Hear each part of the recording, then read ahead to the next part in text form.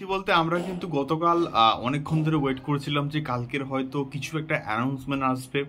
At least Jolly LLB 3 এর ট্রেলারটা হয়তো ফার্স্ট অফ অল বলে দেওয়া হয়েছিল যে আজকের আসবে, বাট স্টিল হেরাফেরি 3 এর একটা অ্যানাউন্সমেন্ট আমরা কালকে এক্সপেক্ট করছিলাম যে হয়তো আসবে, বাট স্টিল আসলো না। আনফর্চুনেট একটা বিষয়পত্র, দেখা যাক কী হয়, কবে আসে। বাট স্টিল আজকে কিন্তু জলি LLB 3 এর কিন্তু ট্রেলার ড্রপ করা হয়েছে। তো কেমন লাগলো এই ট্রেলারটা? তো এই ট্রেলারটা না যে সাবজেক্টটাকে অ্যাড্রেস করছে, খুবই সিরিয়াস এবং একটা সেন্সিটিভ ইস্যুকে নিয়ে কিন্তু এই ছবিটার গল্পটা কিন্তু ডিল করছে।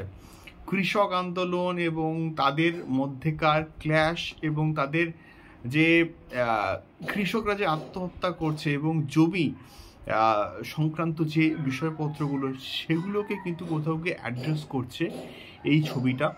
এবং অক্ষয় কুমার এবং আরশাদ ওয়ারসি দুজনেই কিন্তু দুর্দান্ত পারফর্মার। এবং এখানে যে কৃষক আন্দোলন এবং তার সঙ্গে সঙ্গে একজন ইন্ডাস্ট্রিয়ালিস্ট, তাদের মধ্যেকার ক্ল্যাশ এবং এখানে অক্ষয় কুমারের কিন্তু হিউজ প্রমোশনস কিন্তু হয়েছে এবং সে পার ডে প্রায় 50,000 করে কিন্তু সে টাকা পায়। এবং অন্যদিকে হুমা কুরেশি, তার যে ওয়াইফের কিন্তু অনেক চাহিদা এবং সে খুবই পপুলার এবং তার হুইস্কির পেছনে তার অর্ধেক টাকা নাকি চলে যায়। এবং তার পরবর্তীকালে আরশাদ ওয়ারসির কিন্তু একটা ইন্ট্রোডাকশন হচ্ছে এবং সব মিলিয়ে ট্রেলারটা বেশ বেশ সিরিয়াস একটা নোটে কিন্তু শেষ হয়েছে। এবং লাস্টে যখন ওই ছাগলটা আসলো, ওই জায়গাটা বেশ ব্যাপক কিন্তু মজাদার।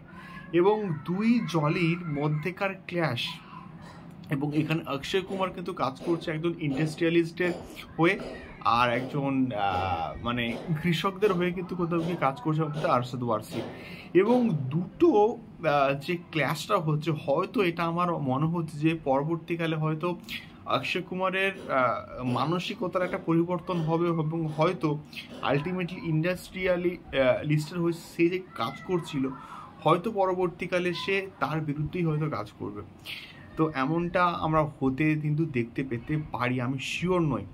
বাট স্টিল অক্ষয় কুমার এবং আরশাদ ওয়ারসির মধ্যেকার কেমিস্ট্রি এবং তাদেরকে যেভাবে দেখানো হয়েছে ব্যাপক লাগছে। এবং একটা পোর্শনস আছে যেখানে কৃষকরা মানে খুচরো পয়সা দিচ্ছে এবং আখ বলি, পেঁপে বলি বা গাজর বলি, মূলো বলি, এগুলো সে মানে কৃষকদের হাতে তো টাকা পয়সা নেই, তারা টাকা পয়সার বদলে এগুলো দিয়ে তাদের কেসটা লড়ার জন্য কিন্তু কোথাও গিয়ে বলছে। এই জায়গাটা বস মানে বেশ হাস্যকর এবং মজাদার। এবং যখন জাজ একসঙ্গে দুজনকে দেখছে না, তখন লিটারালি বলছি জাজও কিন্তু কোথাও গিয়ে অবাক হয়ে গেছে। এবং হাসি রয়েছে, মজা রয়েছে, কমেডি রয়েছে, ইমোশনাল অ্যাঙ্গেল তো প্রচুর থাকবে, ড্রামা থাকবে।